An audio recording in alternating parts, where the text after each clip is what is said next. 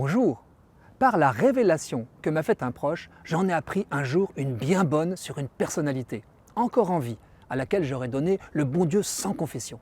Dieu seul étant bon, c'était faire preuve d'idolâtrie, mais tel n'est pas le sujet que j'aborderai ici. Ce scandale, car c'en était un, je n'ai pu m'empêcher de le dire à quelqu'un qui connaissait cette personnalité. Stupéfaction garantie, j'ai fait mon petit effet. Nous nous sommes scandalisés ensemble. En étions-nous tristes ou joyeux? Je ne saurais trop dire. La jouissance perverse du commérage est indéniable.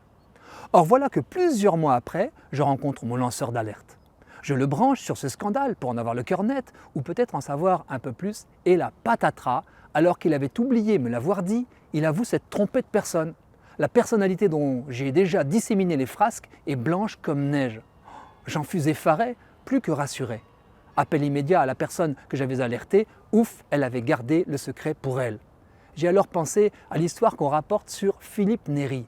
Ce saint, réputé pour son humour et son caractère farfelu, avait donné comme pénitence à une commère qui confessait régulièrement ses commérages de plumer un poulet, de répandre ses plumes dans la ville et de revenir le voir. Au retour de la femme, savez-vous ce qu'il lui demanda? Retourner dans la ville et ramasser toutes les plumes. Il faisait grand vent, la leçon fit son effet. Il est presque impossible de réparer une médisance. Vous connaissez d'ailleurs la cruelle maxime des méchants, médisez, médisez, il en restera toujours quelque chose. Ceux qui ont été dénigrés le savent, même quand on gagne un procès en diffamation, il y en aura toujours pour sortir le proverbe mensonger, il n'y a pas de fumée sans feu. Certes, et les affaires d'abus sexuels le montrent, taire le mal peut aussi générer des injustices. Certains silences valent approbation, permettent à un prédateur de continuer de sévir et empêchent les victimes de se reconstruire. Mais alors, que faire? Sur quels critères discerner ce qu'il faut dire, de ce qu'il convient de retenir, de garder secret?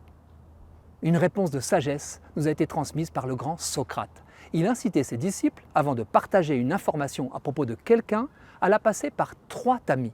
Premier tami, est-ce vrai? Es-tu certain de ce que tu vas me révéler? Déjà, la diffamation, volontaire ou pas, est ainsi retenue, en tout cas dans l'anecdote dont je vous témoignais pour commencer, j'aurais dû m'abstenir sur ce seul critère. Second ami de Socrate, est-ce que ce que tu vas me dire est bon? Cela va-t-il faire du bien? Enfin, troisième ami, est-ce que ce qui va être révélé sera utile à celui auquel on le révèle, attendu que l'amusement du commérage n'est considéré ni comme bon ni comme utile?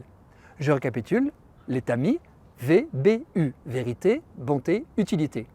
Alors, action. Ce VBU sous le bras, promenons-nous dans notre vie et à la première occasion, sortons le triple tamis. Et plutôt que du commérage, jouissons de l'ascèse, de vaine divulgation.